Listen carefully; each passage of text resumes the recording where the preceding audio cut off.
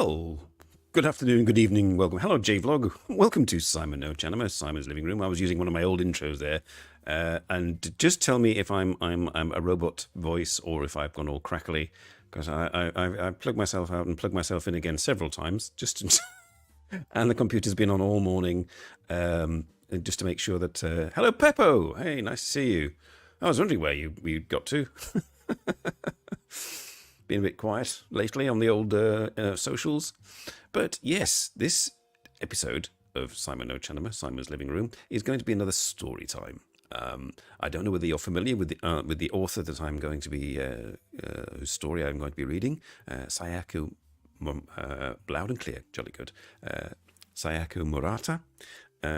But she's quite well known in the literary world, sort of a rising star from a few years ago with her novel Konbini Ningen, or Convenience Store Woman, as it's called in English, which I have read to my credit when I was having a binge of reading Japanese novels. And I can highly recommend it. It's very weird, very Japanese. And for those of you unfamiliar with her, I do have a little video that I found with an interview with her, which we could watch together briefly before I sort of set forth and send you to sleep with the story, which is about a sexless marriage, and it's very weird. And it was slightly less creepy than the one I was looking at earlier, which is about a woman being upset with her husband because he didn't like her wearing clothes made of human remains. So it's it's kind of weird. But anyway, that's not that story. This is called a clean marriage. But yes, even Sayako Murata herself, in the beginning of this interview, will acknowledges that people find her weird. So, without further ado, as they say in the YouTube world, I shall what do I do? I have to click this. Click this. No, I don't click that. I have to get rid of that. Remove from the studio. Remove that from the studio. Add to the stage. There we go. And I have to go. That's Sayako Murata there. And hopefully the music's not too loud. Hellraiser. Yes, it's really a very bizarre story. I read it through and I thought, it sounds a bit more like Nazi death camp practices than something I'd want to read out on a Saturday afternoon. But anyway, where do I go? Where do I go here? Yes, I press this, and we'll listen to Sayako Murata explaining why she's weird.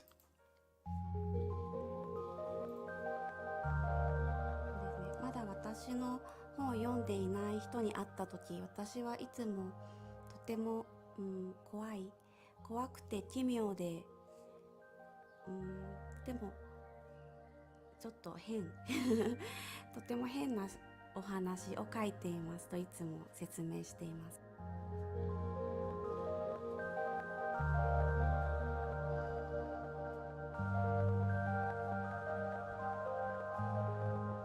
私は子供の頃、小学校 We won't watch all of this, but just to give you a sort of kind of introduction to それ her. くらいから遊びで小説を書いていました。その頃私は12歳くらいの時に手に入れたワープロ、母からもらったワープロを小説の神様の機械だと思っていて、そこで小説を書くと小説が空に上がって神様が選んで本にすると、そうやって思い込んでいました。だから私はいつもその小学生の頃本屋さんに行くと自分の本がないか探していました。私は子供の頃ほとんど空想の世界に生きていました。それは私がすごく繊細な子供だったから、自分の命を守るために、私は多分あんまり自分は地球というこの星に現実にいる時間はほとんどないと思っていて、今でも昔と子供の頃からもっと小さい6歳とか5歳とかそれくらいからずっと一緒のイマジナリーフレンドが30人くらいいて、彼らが住んでいる星があって、いつもそこで暮らしています。だからその時もそういう子供でした。そこで私は小説を教会だと思っていました。すごく私は、大人の顔色を伺う大人が喜ぶような子供を演じる、人が喜んでいるか、人が嫌な思いをしていないか、そのことにものすごく人を嫌な気持ちにさせないように、すごくそういう風に振る舞っていました。なぜなら誰かを嫌な気持ちにさせたら捨てられる子供だと思ってたからです。私は多分すごく孤独な子供でした。母も私が家族は私に優しかったですが、でも私はすごく孤独だった。でもそういう時に小説を書く時だけは自由でいられました。小説はだから私にとって教会、そこで唯一自分を解放してお祈りをして、小説の神様のためだけに小説を書く自分の祈りがあるような場所でした。小説家になるとはあまり思っていませんでした、自分が。ただ日本のリテラリーマガジン文芸誌は小説の賞を、いくつかあって、私の親しい人、小説を勉強するためのグループに私は入っていました。そこで私のすごく愛する尊敬する宮原明夫先生という方と出会って、そのグループの人たちがたまに書き終えた小説をその賞に送る封筒に入れて送っていました。私はそれをちょっとトライしてみて、その私の書いたショートストーリーが、佳作優秀作という小さな賞に受賞して、私は小説家としてデビューしました。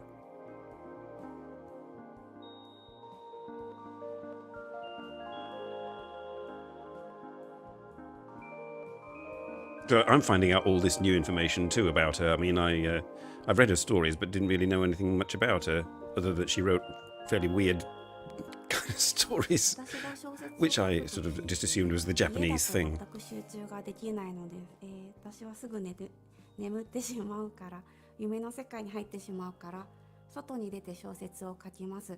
編集者さんに話したら、彼らは、出版社さんの食堂とかそういうところに呼んでくれて、そこに毎日通って書いていました。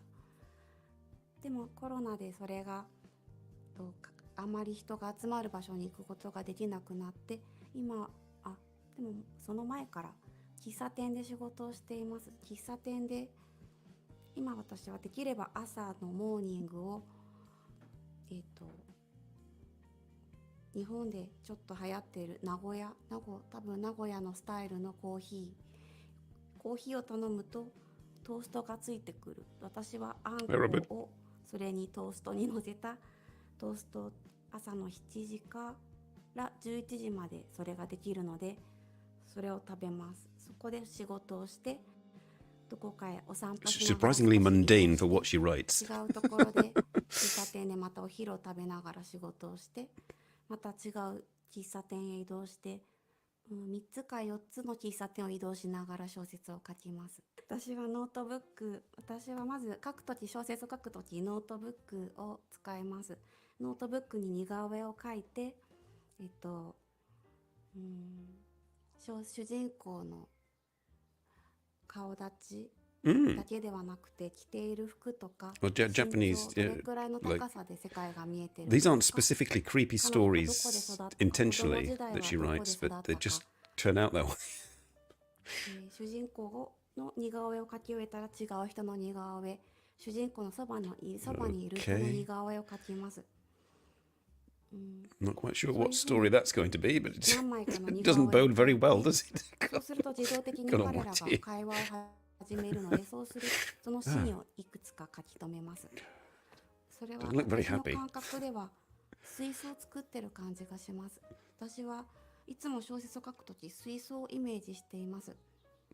Yes, I did put a disclaimer in my description that, if I lulled you to sleep, I would not be responsible for any dreams you had resulting from the story that I'm going to read. その主人公の友達とか嫌いな人とか、誰か他の人を入れていきます。何人かの人を入れて世界自体の設定もちょっと動かしたり、いろいろなことをしていると、その水槽の中に自動的にみんなが動き出す、物語が自動的に起こるようになります。そういう風になったら私はそれを書き留めます。それをできるだけ忠実に書き留めてスケッチします。そこで起きたことを観察するのが好きだから、ちょっと実験に似ています。その水槽の中の実験で起きたことを全部書き留めて、それを、文字にしていきます。ただその水槽をすごくいじっていると、一番そこに何かが起こる、そこが小さな爆発が水槽の中で起きる感じがする時があります。そういう時に変な世界を作ってみる時、そういうことが起きることがあ She る has a こ small と part in を、her brain that 多分 naturally 青 produces 年誌とい LSD う or 短編 something. を書いた時に少し発見しました。人間だけではなくて世界をすごく不思議にいじると、人間たちが私の思いをさらに超えた反応をしたり動きをしたりする。それが面白かったのです。でも多分私はいつも無意識で人間を素材にするとか、野生の人間がもっと山で野生としてもっと動物的に暮らしている人間の姿とか、いろんなことを妄想している。その妄想のかけらが無意識の袋にいっぱい入ってるんだと思います。多分それが小説から出てくる小説の中で爆発するのだと思います。私は人間という生き物の不思議さについて考えています。人間は People are strange. も When you're a し stranger, かしたら文化が違え faces ば come out of the 今 form. 残酷だとか絶対にしないと言って思っていることをするのではないか。例えば人間は That's the story I was talking about. 人間の素材を Using human あ beings る as ショートスト material ーリーでは for furniture and clothes. 人間の素材を使ってセーターを編んだり、人間の皮膚を使って Oh God, yes, that was the part of the story that got me. I have to just pause it there. 'Cause, でも私は uh, その just 小説を pause that. Where she was talking about this story about using human material. The husband rejected all. He didn't want any human materials in his house or clothes, and he was upset that his fiancée was wearing a jumper made of human hair. But then they went to his family for. It's a spoiler. You might not read the story, but they went to his family to celebrate the fact that they're engaged, and his father had died 5 years previously, and they had a bad relationship with his father. They used to fight with him. And everyone was happy having a party, and the mother brought a box out, and they were happy that he was marrying this woman, and she wanted to give this as a present to her future daughter-in-law. And they opened the box, and there was like a veil in there, for a wedding dress, but it was made from her future husband's late father. So it was like made from this guy's skin, and she put it on. Oh God, it's disgusting. Right, yes. So that's why I didn't read that. So UFO Bob, you saying yes, best not to go creepy. Yes, read that story. Life Ceremony is the book of short stories that's in. Something it's called Great Material. It's called. It starts off all innocent with a bunch of women talking about, having a coffee together and talking about life, and one of them showing off her wedding ring, which is made out of human bone, and said, "But teeth are much better, and teeth earrings." Like, okay, right, let's get back. So now you get a sort of clear picture of what this woman is like. What do I do? Press start here. 書いているとパラレルワールドにトリップしたような気持ちになります。私はその感覚がすごく好きです。違う倫理の中に生きている人間、今とは違う倫理の中に生きている人間たちを想像するのが好きです。だからいくつかのショートストーリーでは私はその想像をしました。Yeah, you should maybe read some of her stories, 自分 J-Log. の人間を死んだ人間を素材に、今書いてる長いストーリーにもちょっとそういうことが入っています。人間を食べたり素材にしたり、それはすごく残酷なことだとされているけれど、でも、人間は動物にしていたりとか、でも文化はどんどん変わっていて、この動物はかわいそうだけどこの動物は食べてもいい、でも10年後には両方かわいそう、私たちは多分すごく変化している。私たちの良心の呵責とか本能って呼んでる、まるで自分の奥底から生まれてるように思っている本能、でも多分それは外から入ってきたもので芽吹いている、体の中で芽吹いていて変化している、そういう想像するのが好きなので、いろいろなパラレルワールドの想像をするのも好きです。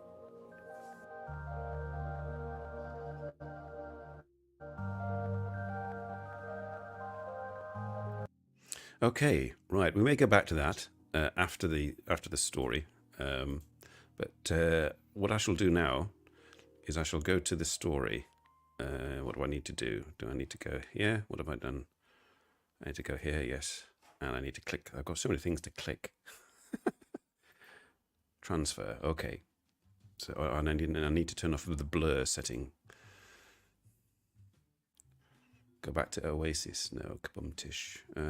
Virtual background. No. Okay. So we've got to just to maintain the Japanese theme, because it's the story does refer to Japanese areas in Tokyo. I've got a bit of like a walking video from one of my walking videos that I've grabbed from somebody who made it yesterday at twilight at somewhere in Tokyo. So I'll set that going. What do I have to do? Playlist. Okay, play. There we go. And that'll be the background and the really sort of cafe jazz music. But I shall now regale you with the story by Sayako Murata, and it's called A Clean Marriage.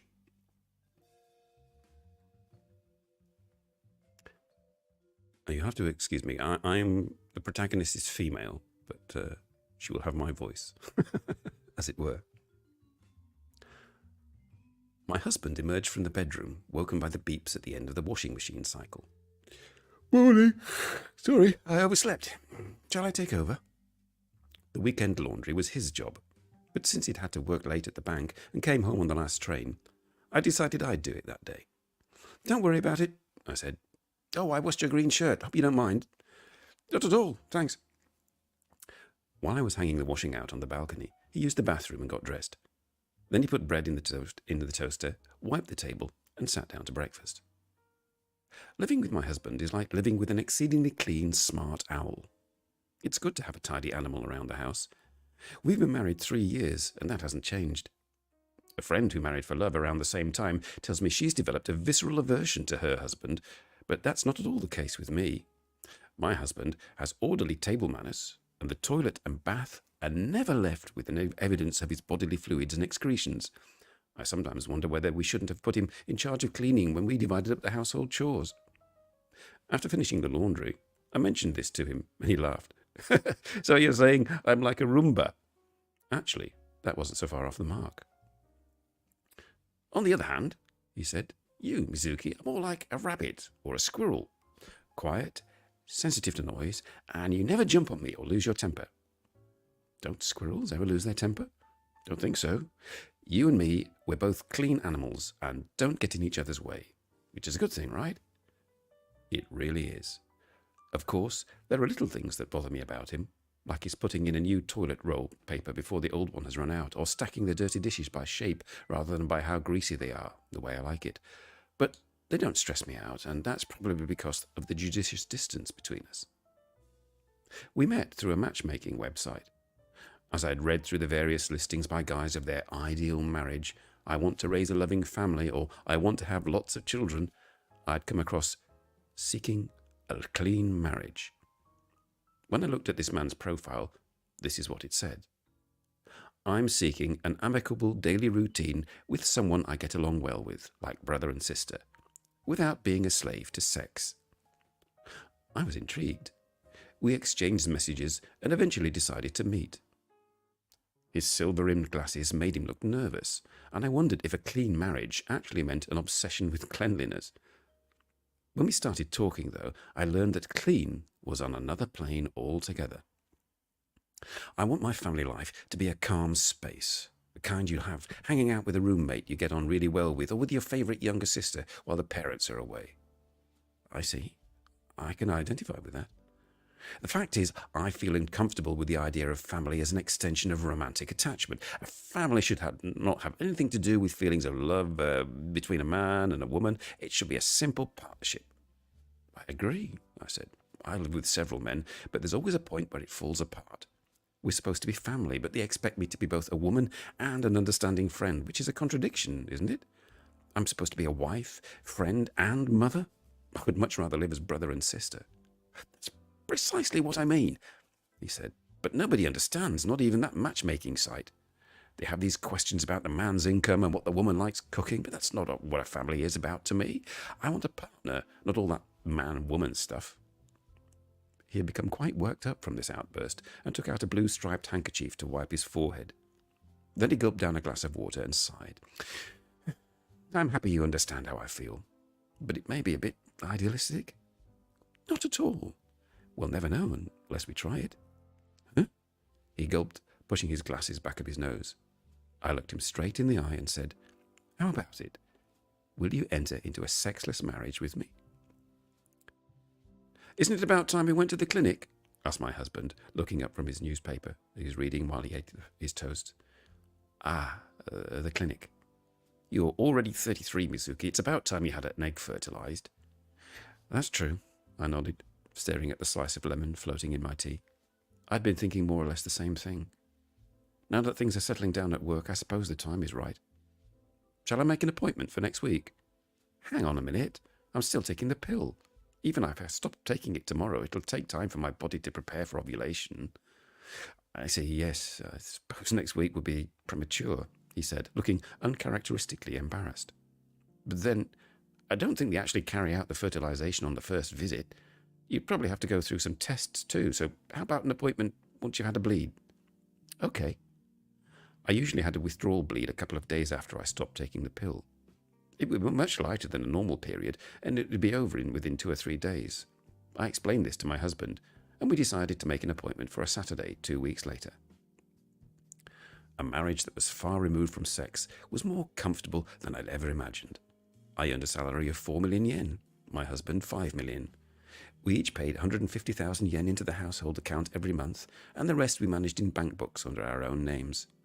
This 300,000 covered our living expenses, while the rest went into savings. We decided against owning a home or any other assets jointly. Since we were contributing equally to the finances, we also decided to split the housework. Unlike money, housework cannot be split in half precisely, but since my husband was good at cooking, he took care of that while I took care of the laundry and cleaning. On weekdays, we both worked late, so we took care of our own evening meals. This meant that I had the heavier burden, and to compensate, we agreed that he should do the laundry on the weekends. This much was simple. Sexual matters were trickier. My husband wanted to ban all sex from our home. That was fine by me. As far as I'm concerned, sex is an act you indulge in alone in your own room or deal with outside. In some homes, the partners come home tired from work and have sex together, but I'm completely averse to this, he said. So am I said. Sex is fine during the early stage of a love affair, but as time goes on and you're living together, it's horrible when your partner feels you up when you're asleep, or he suddenly comes on to you while you're relaxing. I want to be able to turn my sexual desires on and off when I please, and to keep the switch off at home. That's precisely what I think, he said. I'm relieved to know I'm not the only one who's abnormal. And so, from the start, ours was a completely sexless and sex-free marriage. but somewhat inconveniently, we both wanted children. Before we married, we had searched the internet and discovered a clinic that specialized in the needs of sexual minorities. Homosexuals wanting children, asexuals seeking to conceive, people unable to afford artificial insemination or to find a doctor sympathetic to their situation. If you decide that you do want children, the woman on the phone had said, please do come to see us. We will be happy to work with you. But we're an asexual couple? Not a problem. We treat many such people here. We have couples coming to us with all kinds of unusual circumstances and tastes. Our service provides sex as a medical treatment for people like this. We didn't have a clue what sex as a medical treatment meant, but felt reassured that there were options open to us. Having finished his toast, my husband started playing a video game. I watched his progress as I dialed the clinic's number to make an appointment for a consultation. The clinic was in a well-appointed white building in the exclusive Ayama area. The place oozed wealth. The waiting room was lined with plush, pale beige chairs with relaxing music playing in the background. Besides ourselves, there was a woman sitting alone, who eventually received some medication from the receptionist and left. Mr. and Mrs. Takahashi, please, come through, the receptionist then announced, and we were ushered in to meet a female doctor with short hair. You've made an appointment for our clean breeder, I see. Excuse me? Our clean breeder. As the name suggests, it is a means to facilitate, in the purest sense of the word, reproduction. The aim of sex, as a medical treatment, is not to provide pleasure. Ah. The doctor glanced over our medical questionnaire and nodded several times. Yes, I see. Frequency of sex since marriage, 0. Reason for interest in the clean breeder, we want a child. So that's your purpose for coming today, is that correct? Well, we haven't decided. I mean, we don't know what the clean breeder is or what it involves, so we'd like you to explain it to us, please, my husband said. The doctor nodded, crossing her legs. Well, if you look at our homepage, you'll find it pretty well covered there, but I'll run you through it again for you. These days, an increasing number of people experience psychological issues that prevent them from having sex with their partner. The person who suits your sexual orientation is not always the best partner to have a family with. And quite often the reverse is true. Not everyone is sexually aroused by the person with whom the usual conditions are right for them to start a family. For starters, the traditional way of thinking that a couple would have sex to conceive a child is outdated. It's not at all in tune with the times. Sex for pleasure and sex for pregnancy are two completely different concerns, and it's absurd to lump them together. It's out of sync with how people live their lives these days. With this, the doctor handed each of us a pamphlet bearing the title, The Clean Breeder and the New Family Image. Sexual orientation is becoming much more diverse, she went on. Is a man attracted to young girls going to get an erection with his 35-year-old wife? Can a woman who only gets aroused by two-dimensional men have sex with a living three-dimensional man without pain? Nowadays, your partner is not necessarily a sex object. This is a wonderful advancement. It means you can choose to have a family by rational means, thinking with your head and not with your loins. Couples who come to us can avail themselves of our experts and leave their superior genes to posterity by means of the clean breeder, our pure facilitator of reproduction. As the doctor droned on, I leafed through the pamphlet. It contained an endless array of phrases like couples for the new age and a graceful, non-erotic experience with our state-of-the-art technology. According to the questionnaire here, you made the decision to keep sex and marriage separate, even before tying the knot. That's wonderful. It's precisely what we mean by a state-of-the-art marriage. Oh, it's not all that special.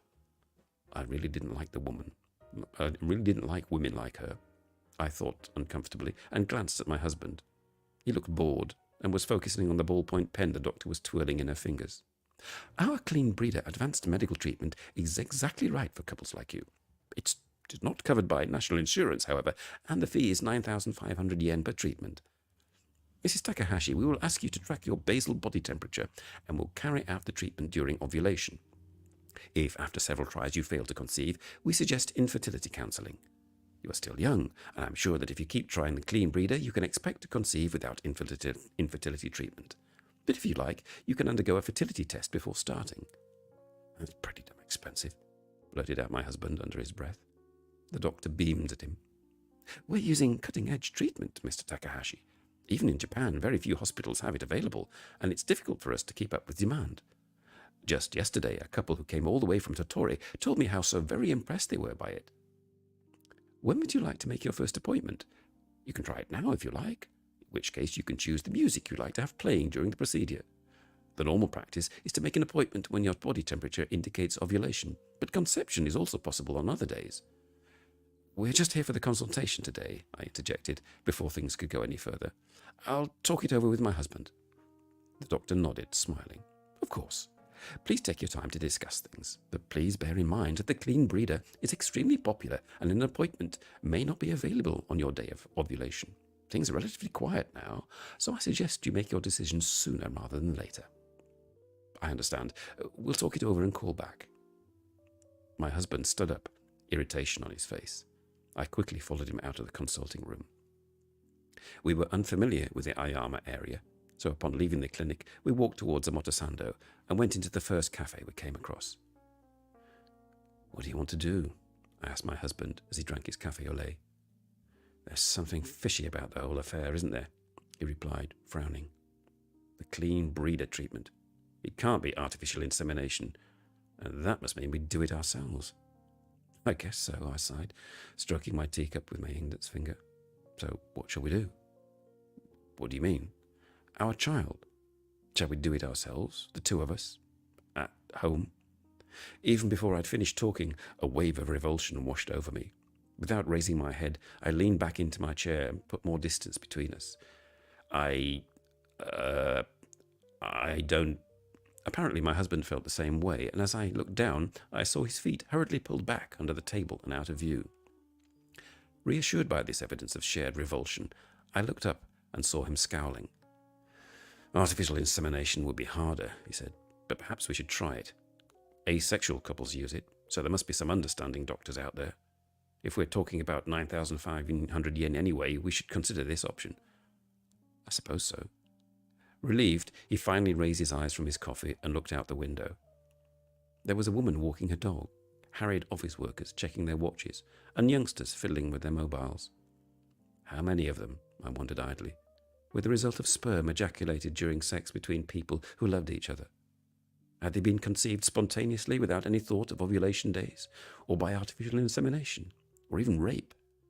Whatever the circumstances of their conception, the sperm had reached the egg, and the fertilized egg swelled into a human form. I looked under the table again. My husband's feet were still out of sight. I was in the ladies' room at work, brushing my teeth after lunch, when my mobile rang. The call was from a number I didn't know. I hesitated for a moment, and then answered. Are you Mizuki Takahashi? It was a woman's voice. Who is this? I asked, a bit irritated by her forthright manner. I'm a friend of Nobuhiro's, she answered. Ah, you're his lover, aren't you? I said stupidly. My husband and I kept sex out of our marriage, but that didn't mean we didn't feel sexual desire. We were free to enjoy sex elsewhere. We were like an adolescent brother and sister, having secret sex partners while behaving like we didn't understand the meaning of the word. To outsiders, our sexual relationships might seem like infidelity, but from our point of view, it was perfectly natural. Until 2 months ago, I too had had a lover, someone I'd met on Facebook, but we'd grown tired of each other and split up. It turned out that my husband had used the prospect of us having a baby to break up with this woman. I first thought he was being overly serious, given that I was simply the owner of the egg to be fertilized, and he couldn't spread his seed as much as he liked, and he could spread his seed as much as he liked. But when the woman became hysterical on the phone, I realized he might be using me as an excuse to get away from her. Are you going to sue me? The woman screeched. Go ahead, you be the laughingstock, not me. No, I'm not going to sue you. I'm going to leave him. I'm not going to leave him either. Listen, can't you talk it over with him directly? Your relationship has nothing to do with me. The more unconcerned I sounded, the angrier she became.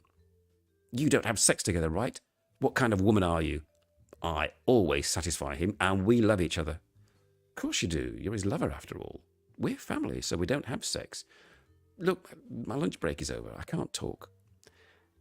It's because you can't give him the type of sex he wants. He can't get it up with you. That's right. That's why we're family. I hung up and blocked her number. Mizuki, what's up? As my husband came out of the bath, he found me sitting on the sofa, mobile in hand. You're always checking that phone lately. I've been getting a lot of spam. Maybe I should change my email address. You can adjust your settings, you know, and stop things like that. You really are hopeless when it comes to anything technical. The emails were from my husband's lover.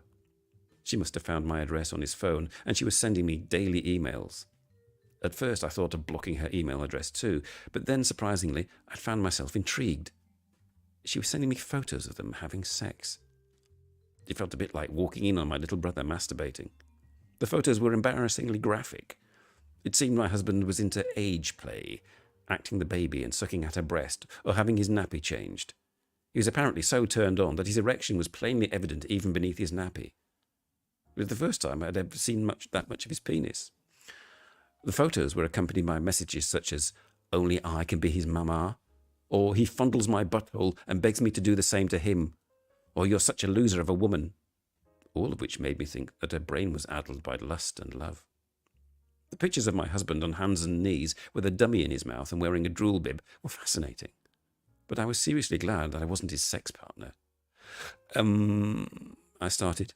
My husband was toweling his hair and watching TV, but turned to look at me. What?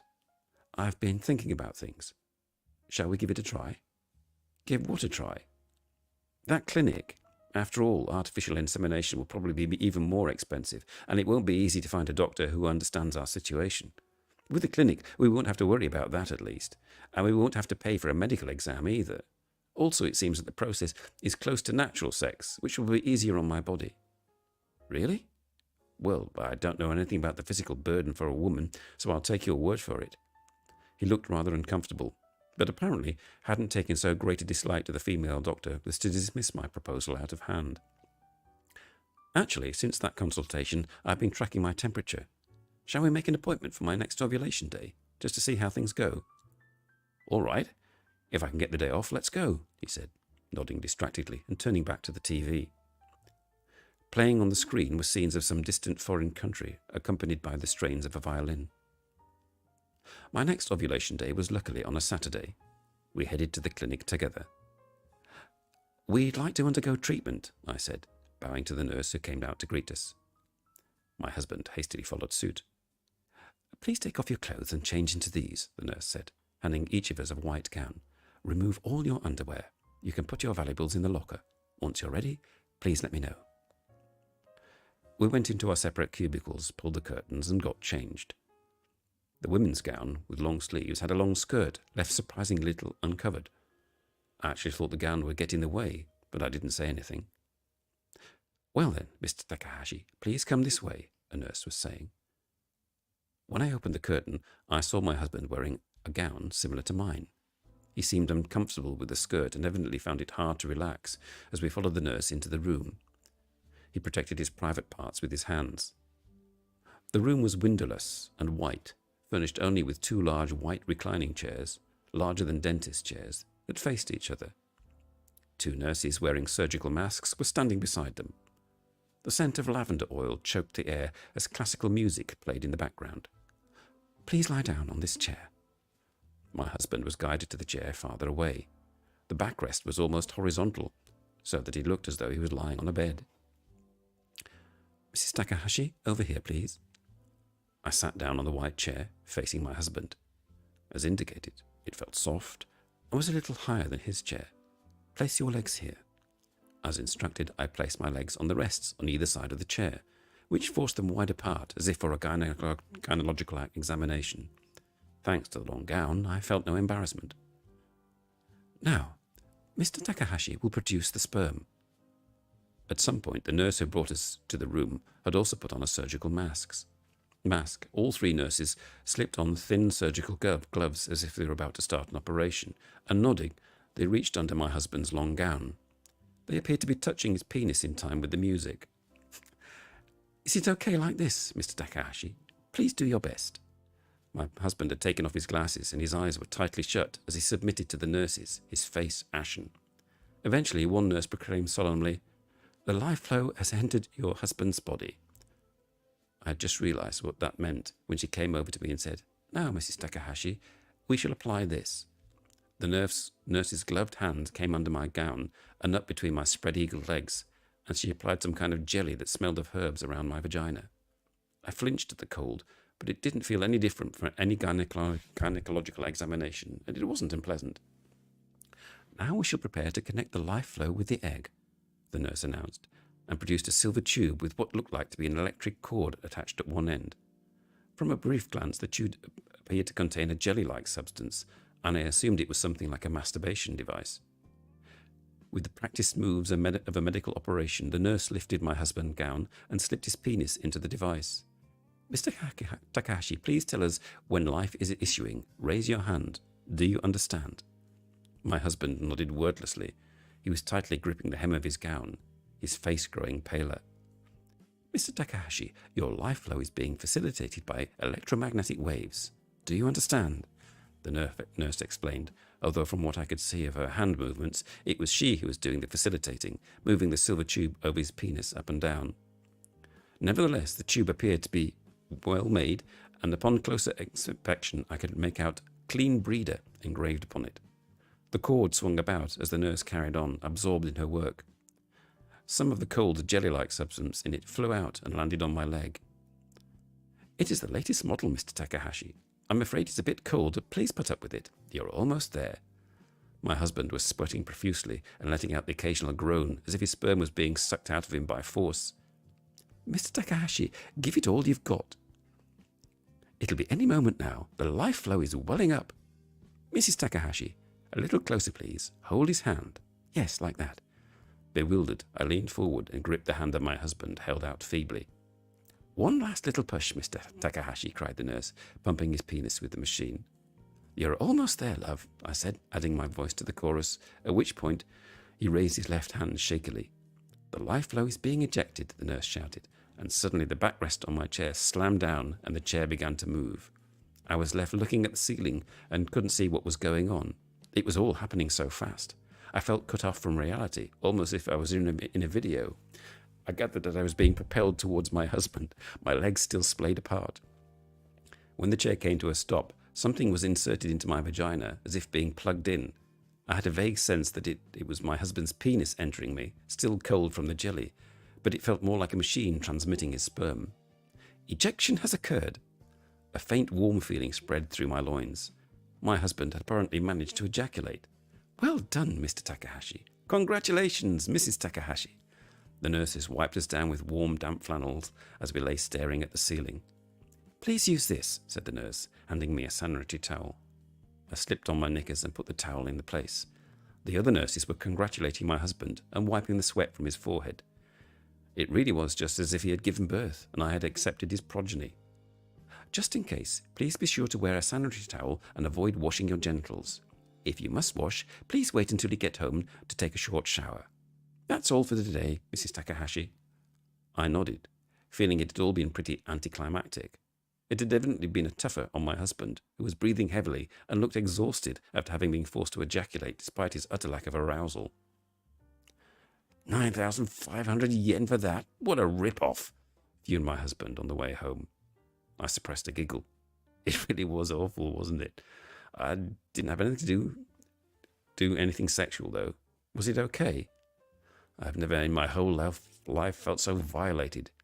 They did offer me Viagra. I should have taken them up on it.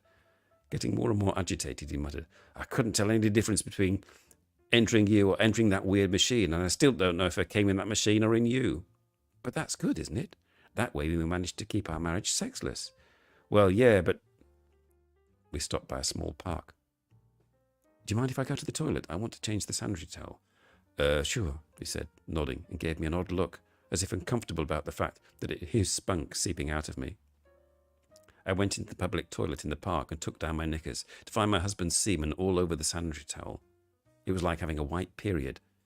I changed it for a fresh one and went back outside. He was sitting on a bench, waiting. Hope I wasn't too long. No, everything's okay. I sat down next to him and said, I'm fine. A bit tired, though. Shall we have a little rest before we're going home?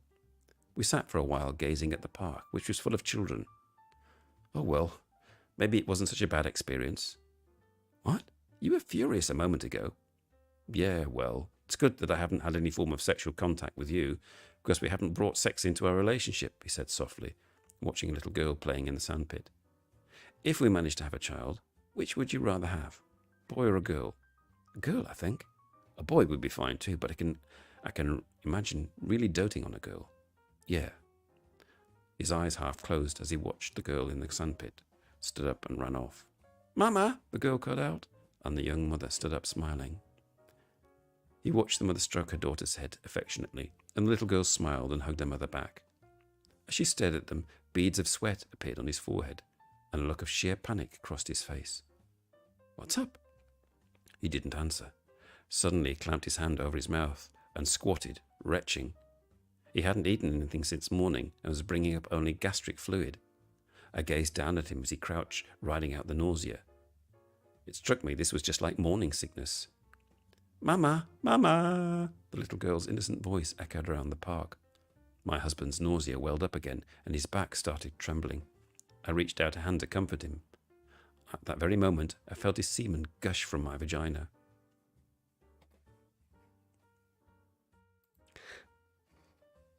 And that was the end of the story. So, what do you think?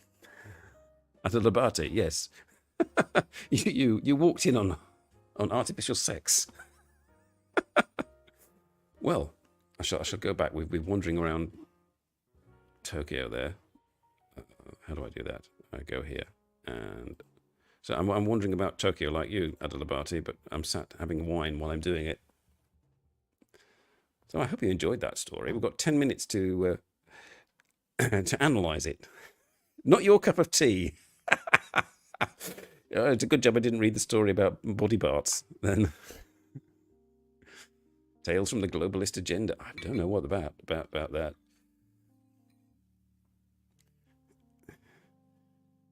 But there was all kinds of levels going on there, because you were wondering about sort of their separate sexual lives and the psychology behind it. You know, whether it's reflective of Sayako Murata's own mental state, or whether it's a reflection on society or Japanese society.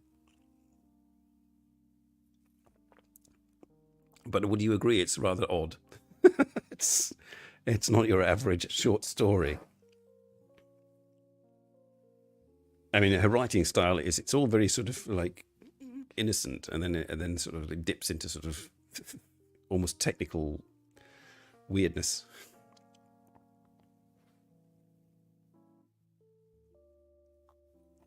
Alas, said she was looking forward to listening to this on the way home.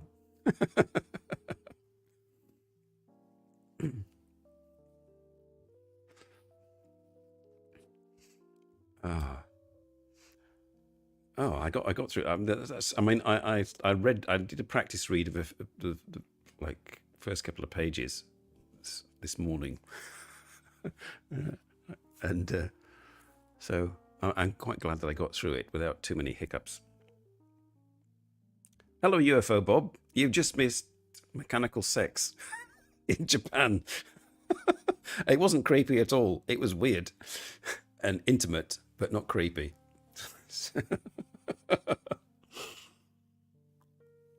Well, what we'll do, maybe we'll go back to, we'll get more insight from, yes, Ayako herself, Sayako, not Ayako.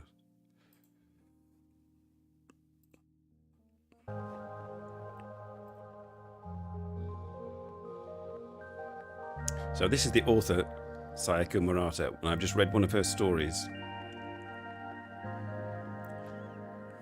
ある新聞記者が世界を恨んでいる村田さん Yes, としては I'm ど with you, う思いますか Ayako. と質問しました。社会を恨んでいる、世界を恨んでいる。私は多分意識の上ではその感覚があまりないのです。なので私は、主人公は恨んでるかもしれない。世界を、もしかしたら社会に対してすごく反発があるかもしれない。私はあまりその感覚がないのですと答えて、でもその質問した方はそうですが、社会を恨んでいる世界を恨んでいる村田さんはどう思われますかと尋ねていました。だから私の小説はもしかしたらすごく社会を恨んでるように見えるかもしれないけれど、自分ではその感覚はないのです。でもそれは私が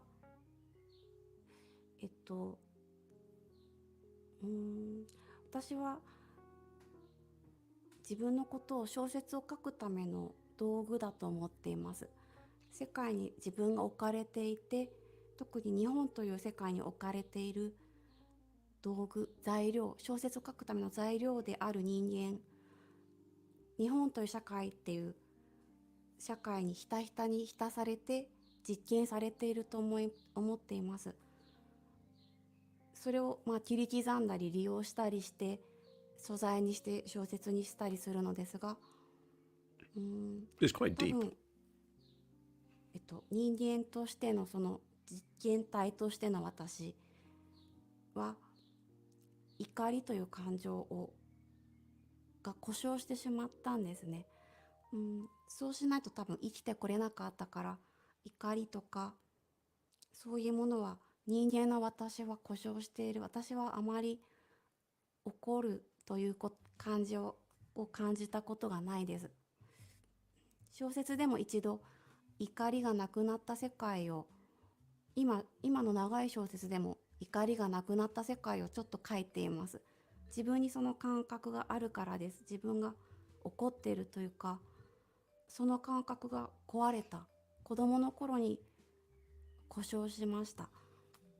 でも私の主人公は怒っていたり、傷ついていたり、何らかのやり方で生き延びようとするその勢いみたいなものが世界を突き破るような、何かそういうバネのようなものを持っている。それは多分、もしかしたら多分自分の体の中に沈んでいるバネが主人公にもあるのかもしれないと、少し思う時があります。私は、私の主人公たちがしぶといのは、何か自分がちょっと自分と似ていると思っています。You know you can do 自分は voice to text, UFO Bob. 多分すごく繊細で弱い人間だったけれど、しぶとかった。ずっと生き延びるために何でも、小説を書いたり、それこそイマジナリーフレンドを30人作っても私は絶対に生き延びたかった。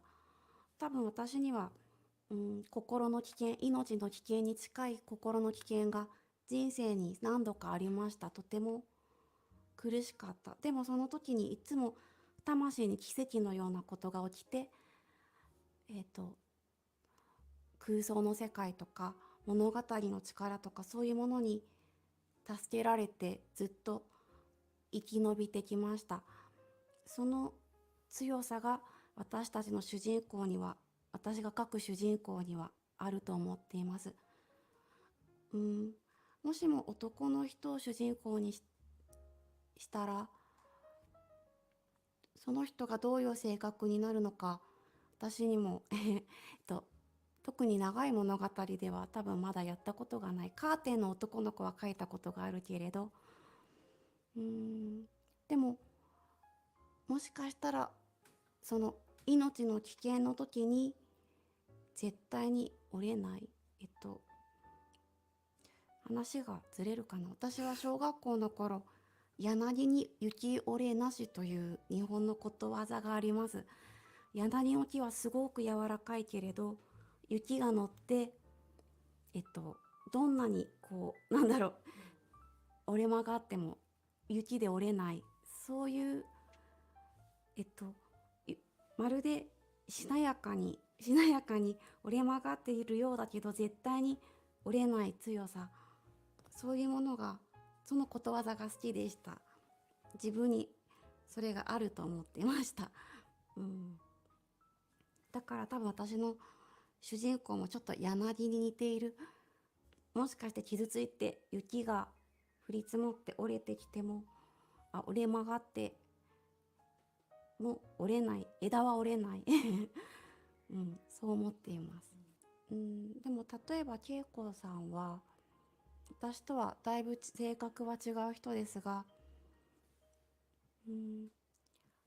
私が子供の頃ずっと人間になりたいと思っていました。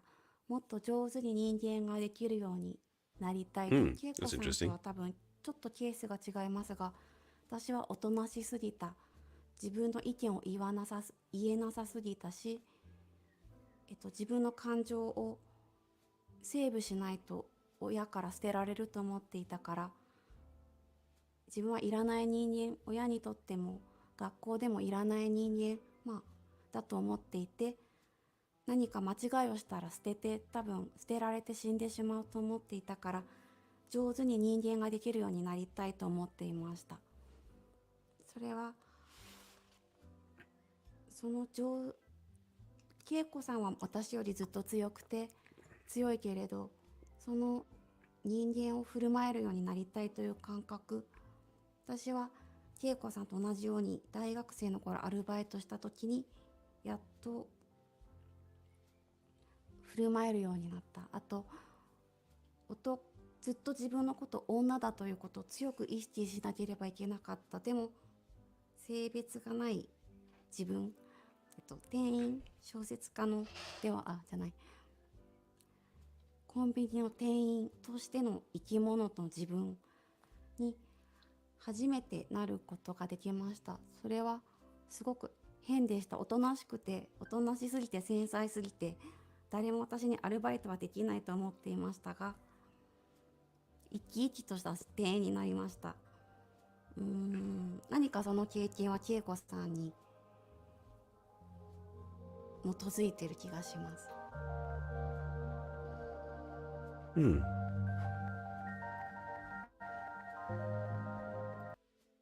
Well, there you go. I mean, I always find Japanese novels. I have to have a rest after I've read a Japanese novel because they're quite heavy psychologically and sort of. You don't get many novelists who had happy, well-adjusted childhoods in Japan. I'll put it like that.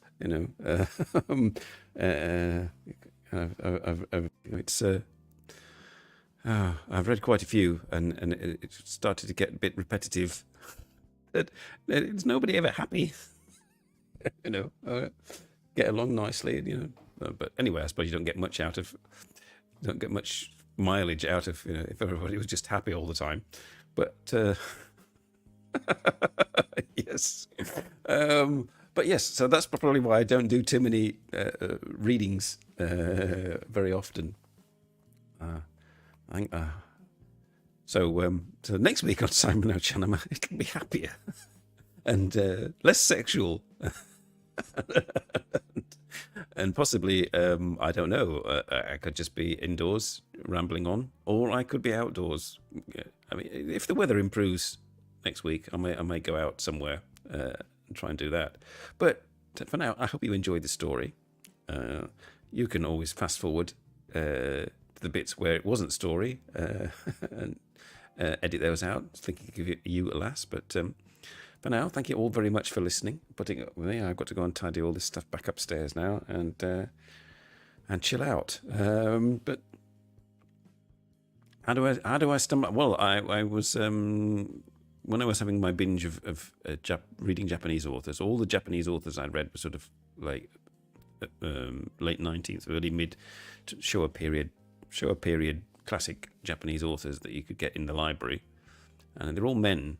And I thought, well, there must be Japanese women authors as well. I was curious to see their perspective, and turns out they're even weirder and more traumatized than the men. And then I read a few books, and I came across a review of a Convenience Store Woman. I picked it up. I read it in Dutch actually at first, and read the story, and was quite impressed. Yes, the name of the description it's Sayako, not Sayaka. It's Sayako. So yeah, I got the name a bit wrong. It's ko, not ka. but yeah.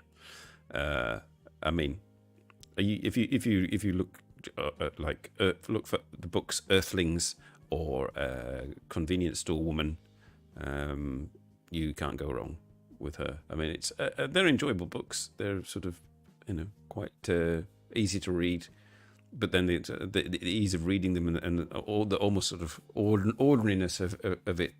She leads you in with the sort of the ordinariness, like women discussing sort of over coffee, jewelry for weddings, and it turns out the jewelry is made of human body parts. It's like, okay, right, wasn't expecting that, But yeah, so it's quite fun that way.